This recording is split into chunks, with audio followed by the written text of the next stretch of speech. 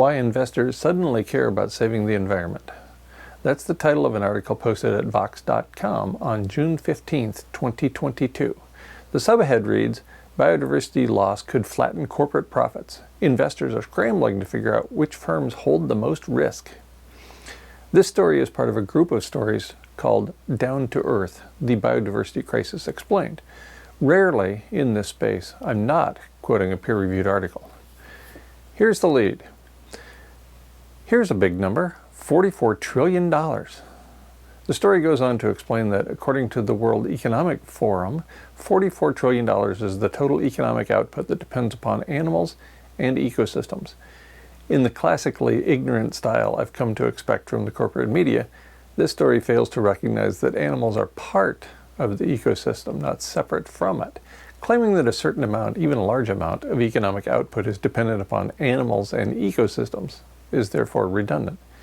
Anyway, moving on, the story points out that, quote, insects pollinate commercial crops, coral reefs protect coastal buildings, wetlands purify water, and all of those services and more help fuel economic growth, end quote. The story does not point out that fueling economic growth, as important as that might be to this planet's billionaires, is hardly the most important function carried out by, quote, animals and ecosystems, end quote. Rather, there are issues such as cleaning the air and water, pollinating plants that serve as key components of our food supply, and decomposition of organic materials so that we have soil on which to grow plants. These are important. As I've pointed out a few times since coining this phrase in May of 2009, quote, if you think the economy is more important than the environment, try holding your breath while counting your money, end quote. Nonetheless, the story in Vox does hint about the importance of the industrial economy with this line, quote, if the economy is embedded in nature, then the global decline of wildlife and ecosystems is a risk for companies and investors alike. If insects vanish from farmland, say, farmers might have to import pollinators or produce less, which hurts their bottom lines.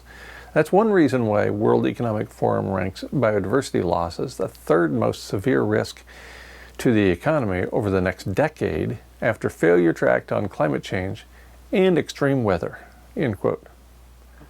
There's interesting fodder in this paragraph.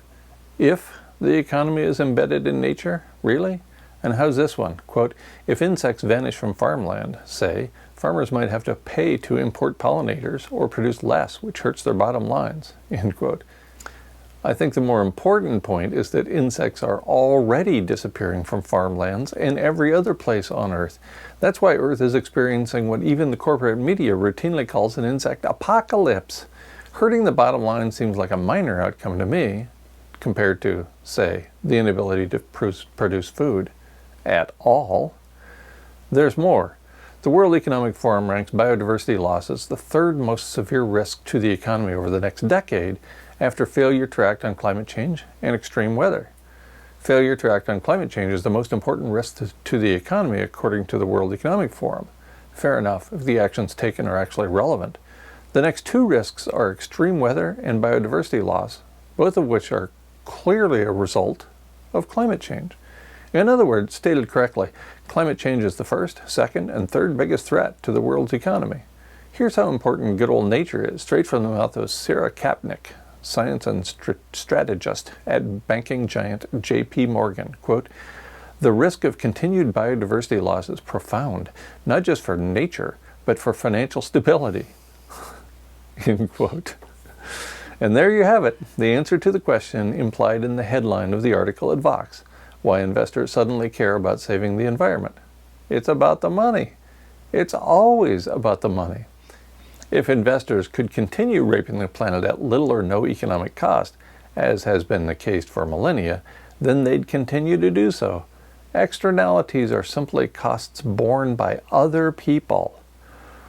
According to the story at Vox, the financial industry has been wising up to climate change as the first, second, and third biggest threat to the world's economy.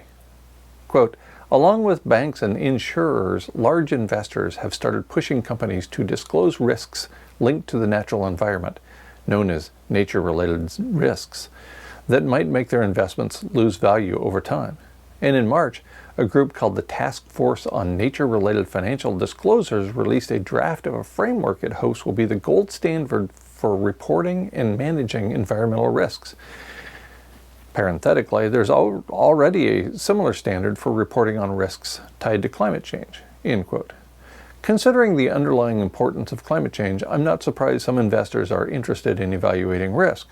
I am surprised the big money has been so slow to investigate and assign value to the ongoing mass extinction event, the rapid rise in global average temperature underlying the ongoing mass extinction event, and the monetary system driving the rapid rise in global average temperature that underlies the ongoing mass extinction event. I figured out this daisy chain of events more than a decade ago, and I don't have banking giant J.P. Morgan funding my research. According to the story at Vox, the movement around risk disclosure has great potential to transform the global economy.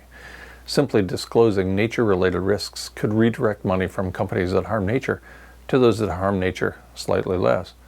The story goes on to correctly point out that we don't have a clue how to evaluate risk, what underlies it, and likely outcomes. There are dozens of metrics, tools, and frameworks. In short, there's a lot of work to be done, both around unifying reporting standards and measuring risk. This all starts with answering a question about which we have too little information. How do ecosystems work? Research on ecology and conservation biology has received far too little funding during the last several decades. As a result, we know far too little about interactions between organisms and the physical environment they inhabit. Scaling up from the science of ecology to incorporation of various kinds of risk requires an assortment of knowledge that is well beyond us at this point. Consider, for example, only the 3 kinds of risk included in the paper at Vox. Physical risk describes how dependent a given company and its investors are on services provided by nature, such as clean water and pollinators. I detest the word services when used in this manner. Such usage implies that all elements of nature are here simply to serve us as apex organisms. An example would be a company that sells chocolate and that, as a result, relies on wild insects for pollination of cacao plants. The company also depends on fresh water and various tools to manage pests. These are physical risks underlain by ecosystems that are rapidly disintegrating. Bear in mind that 3/4 of the world's food crops depend upon pollination from organisms within nature. Bear in mind, too, that we are in the midst of an insect apocalypse. Farmers in California are already paying to import bees because there aren't enough local pollinators. Additional risks abound. Overtly harming the environment can damage a corporation's reputation and therefore cause its share price to decline. There's also the idea of transition risk, which is the potential hit a company and its investors might take due to a future change in policy or consumer behavior. Mining coltan for cell phone batteries seems like a great idea until the consumer understands the costs to real people. These risks are all hard to calculate, and they include lithium mining in regions with endangered flamingos and growing palm oil in areas with endangered great apes, our closest cousins. Cultural and political sentiments are constantly in flux, and we will never understand precisely how ecosystems function. Meanwhile, the precautionary principle is clearly out of fashion, even as populations of birds, mammals, fish, reptiles, and amphibians have declined by an average of 68% between 1970 and 2016. In less than a human lifetime, in other words, populations of organisms critical to our own well-being have plummeted. The story at Vox quotes Partha Dasgupta, an economist at Cambridge University. Quote, "Treasuries and ministries and companies have to hire ecologists. It'll be like a car manufacturer doesn't have any engineers. It's absurd." End quote. This sounds to me like a case of too little too late. Ecologists have been warning about the ongoing mass extinction event and the disrespect underlying it for many decades. The final paragraph of the article hints at the challenges we face. Quote, "Okay, so maybe there's a bit of wishful thinking in this scenario. It's not easy to reform the economy. Just disclosing risks doesn't mean companies or investors will do anything differently. But efforts like the Task Force on Nature-Related Financial Disclosure are a good place to start. And if nothing else, they'll help us learn more about the world we live in and how seemingly distant ecosystems and animals are holding up a large chunk of the world's economy. For now." End quote. for now indeed. We don't even know how many species there are on Earth. Without that information, we don't know exactly what there is to lose. It seems we will never know. Valuing fiat currency more than life itself has consequences.